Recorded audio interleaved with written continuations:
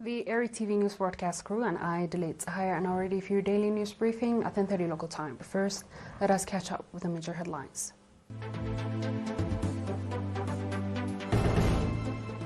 Livestock vaccination program in Ibn Khayli has been rolled out successfully.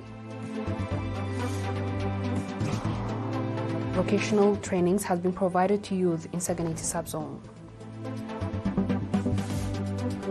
US and Japan to strengthen military ties as they eye China.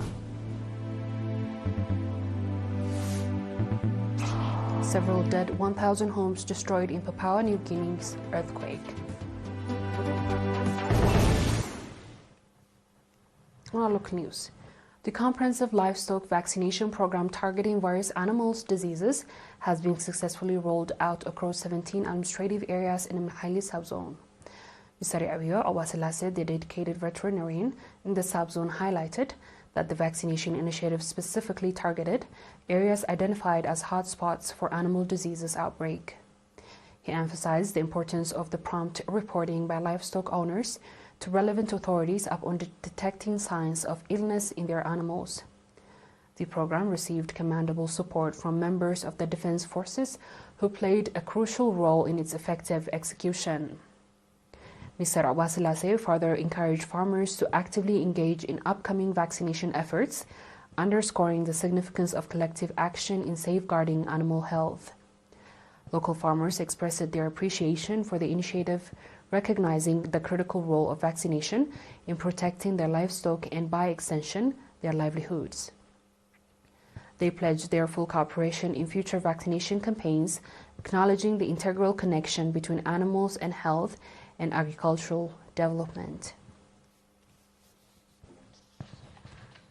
Vocational training ranging from 2 to 6 months has been provided to 34 youth in Saganeti subzone. The training included on beef farming and woodworks. Accordingly, 25 youth were trained in beef farming and 9 youth in woodworks.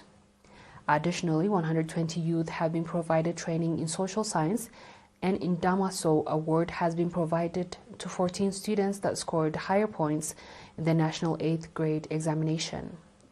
Mr. Mehret Andamariam, head of the National Union of Eritrean Youth and Students in the subzone, commending the contribution of owners of woodwork and called on the public to strengthen participation in the contribution issues of youth.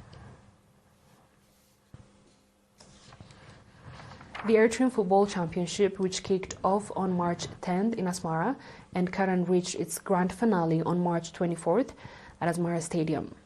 The championship concluded with a retrieving final match between Qeh Bahri and Dandan football clubs, accompanied by an array of cultural and artistic showcases. Dandan club, representing the Ministry of Defense, emerged as the triumphant champion of the 2024 season, securing a 2-1 victory over Qeh Bahri club from the central region. This victory marked a significant achievement for Dandan team in the national football scene. Mr. Paulus Waldheimanot, the president of the Football Federation, highlighted the tournament saw participation from 10 clubs spanning all regions of Eritrea and the Ministry of Defense. He emphasized the championship role in fostering competitive spirit among the clubs, allowing them to gauge their strengths and share valuable experience. The event was also aimed at bolstering development of football within the nation. The championship climax saw Dandan club being awarded a gold medal and a prize of 100,000 nakfa, while Qeh Bahri club received a silver medal along with 75,000 nakfa. Individual accolades were also distributed, recognizing best goalkeeper player, goal scorer, and the most disciplined club, further celebrating excellence and sportsmanship in Eritrean football.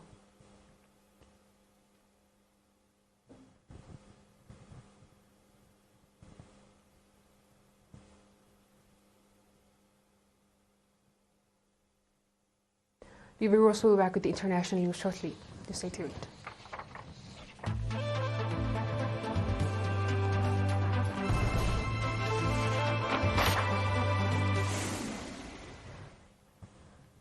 Welcome back. Japan and the United States are in talks to boost military cooperation as they eye a growing threat from China. The two countries are discussing increased integration and cooperation in Japan's government spokesman, Yahashima Yashai, said on Monday. Reports suggest that the U.S. operation in the country will be seriously upgraded as Washington looks to counter any potential threats from China.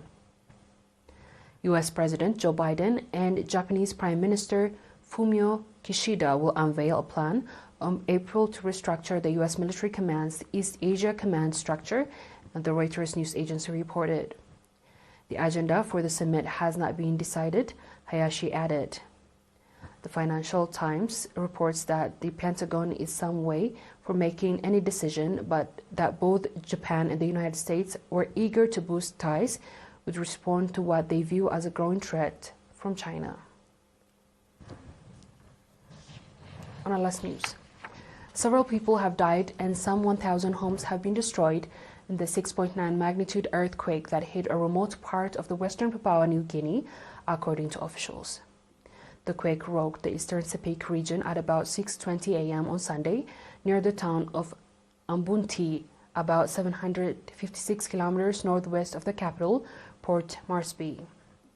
East Sepik Governor Alan Bird wrote on Facebook that the tremor has damaged most part of the province. Early reporters put a death toll to at least 3, while Provincial Police Commander Christopher Tamari told AFP news agency on Monday that at least 5 deaths has been recorded and warned that the number could be higher as rescue efforts continued. Dozens of villages located in the banks of the country's Sepik River were already battling widespread flooding from earlier in March when the quake struck.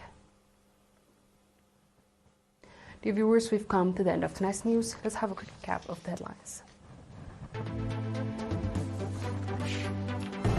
Livestock vaccination program in Haile has been rolled out successfully. Vocational training has been provided to youth in Seganiti subzone. US and Japan talks to strengthen military ties as they eye China. Several dead, 1,000 homes destroyed in Papua New Guinea's earthquake. That is all with our local international news. Dear viewers, thanks for watching and have a good night.